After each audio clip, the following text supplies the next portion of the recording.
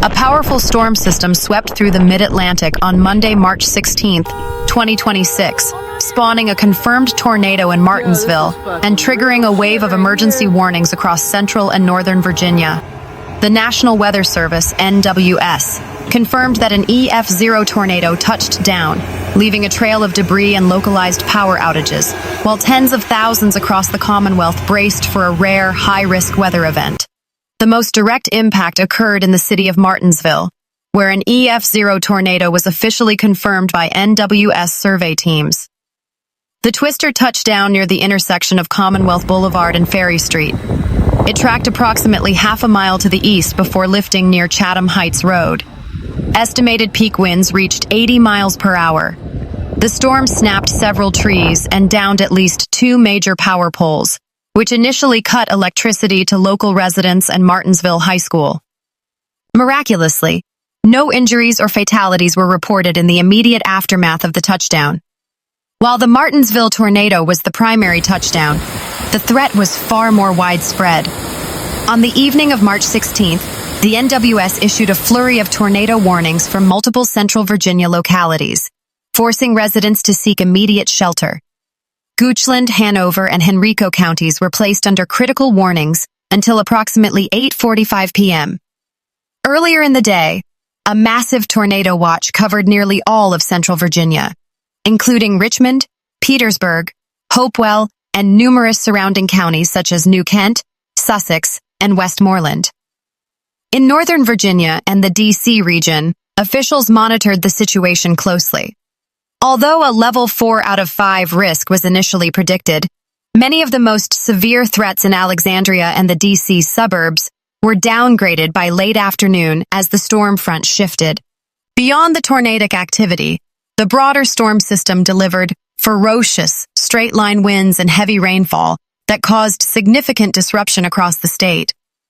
High-speed winds knocked out power to tens of thousands of homes and businesses throughout central Virginia.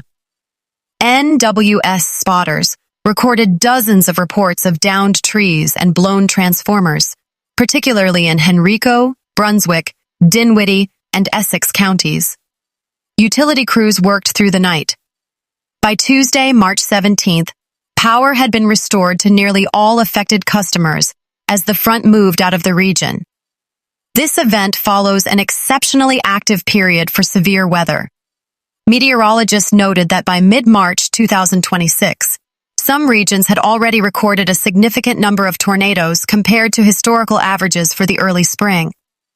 While Virginia dodged a catastrophic outbreak this time, the NWS continues to urge residents to remain skywarn, ready as the peak severe weather season approaches in April and May.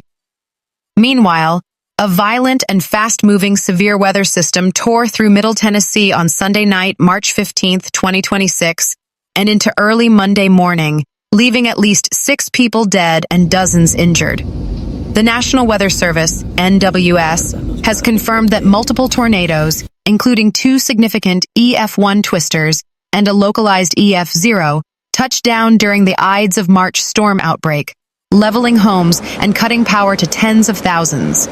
The storm proved to be one of the deadliest early-season outbreaks in recent years. State and local officials have confirmed 6 fatalities directly linked to the tornadic activity. 3 people, including a child, were killed when an apparent tornado struck a neighborhood north of Nashville, near the Kentucky state line. Emergency operations in Nashville reported 3 deaths in a neighborhood just north of downtown as the squall line moved through. Approximately 23 people were treated at hospitals in Montgomery County alone for injuries ranging from minor cuts to critical trauma. Following extensive ground surveys conducted by the NWS Nashville, meteorologists have identified several distinct tornado tracks. This tornado touched down across the state line in Lexington, Alabama, before crossing into Lawrence County, Tennessee, and finally lifting in Giles County near Minor Hill. In the small community of Bonnertown, the destruction was severe. At least 10 residential structures were damaged, with some homes completely leveled. One family survived by huddling in an underground bunker as their home was destroyed above them. This twister began along Highway 43 in Mount Pleasant and traveled more than 16 miles before lifting near Spring Hill. The tornado damaged homes, uprooted hundreds of trees, and ripped the roof off a building at Columbia State Community College. A weaker spin-up began in a neighborhood in Fort Campbell, Montgomery County, and traveled roughly 5 miles before lifting near the Tennessee-Kentucky state line. Peak winds reached 75 miles per hour, causing minor structural damage and downed fences. The broader storm system, which featured straight-line winds of 60 to 70 miles per hour, caused widespread infrastructure failure across the region. Over 6,500 outages were reported in Montgomery County alone, immediately following the storm. Cleanup operations are currently underway in Lawrence and Montgomery counties. Volunteers and utility crews are working to clear hundreds of downed trees and restore power lines. Meteorologists noted that this severe outbreak was immediately followed by a sudden shift to bitter cold and snow within 24 hours, complicating recovery efforts for displaced residents. The Tennessee Emergency Management Agency, TEMA, is coordinating with local authorities to provide shelter and resources for those whose homes were destroyed. Residents are urged to remain vigilant as survey teams continue to assess damage in rural areas that may have been isolated by fallen debris.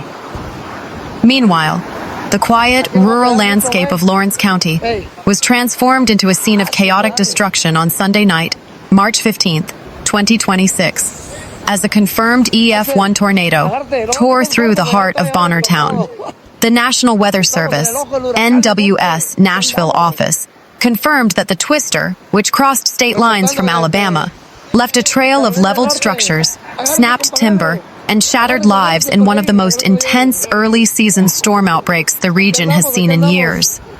Meteorologists from the NWS Nashville survey teams spent Monday and Tuesday mapping the tornado's precise track. The findings paint a picture of a fast-moving, high-intensity vortex.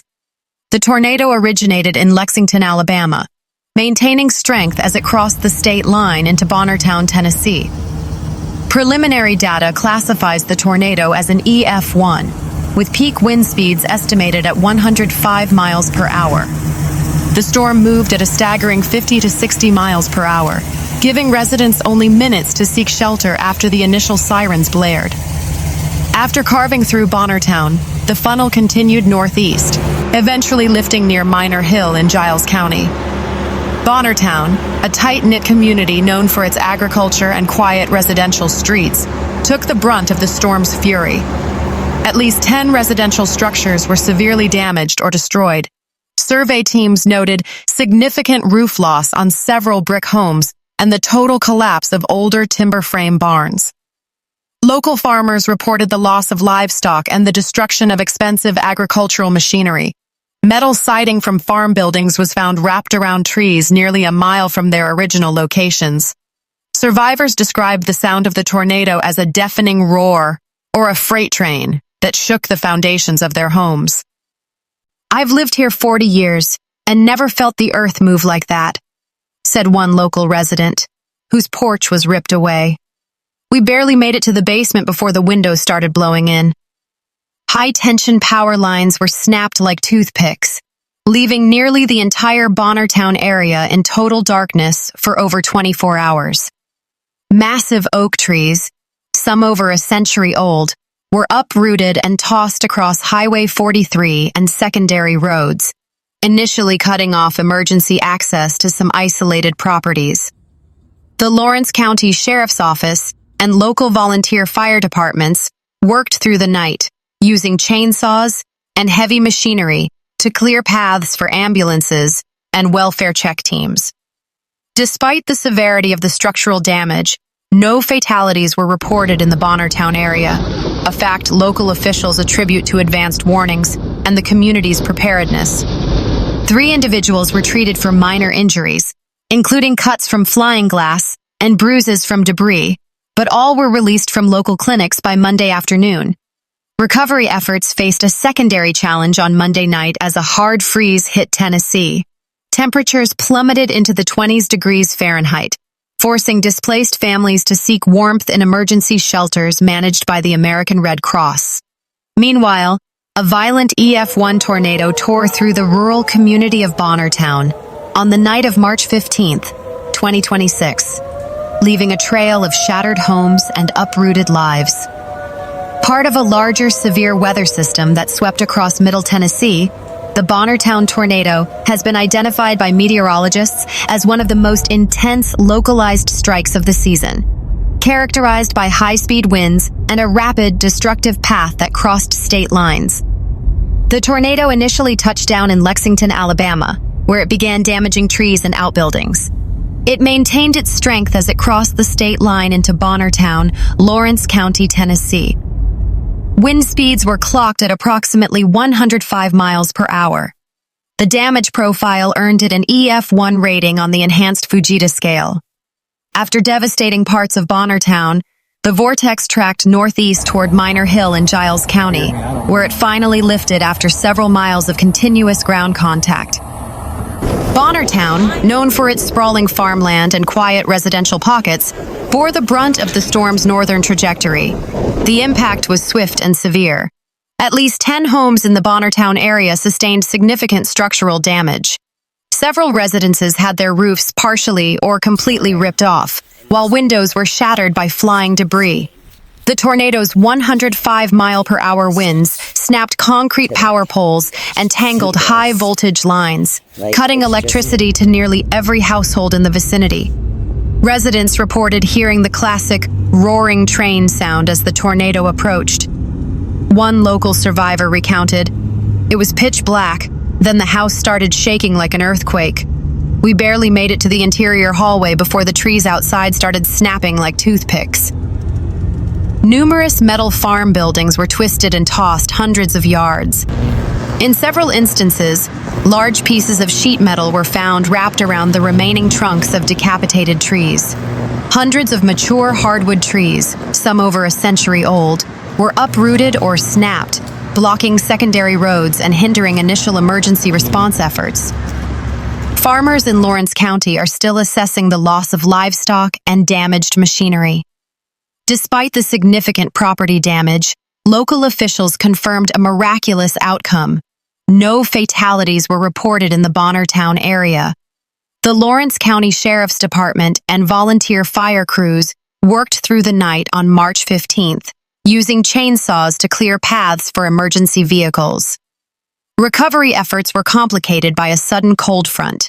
Just 24 hours after the tornado, temperatures in Bonnertown plummeted into the high 20s degrees Fahrenheit, forcing residents in damaged homes to seek warmth in temporary shelters organized by the American Red Cross.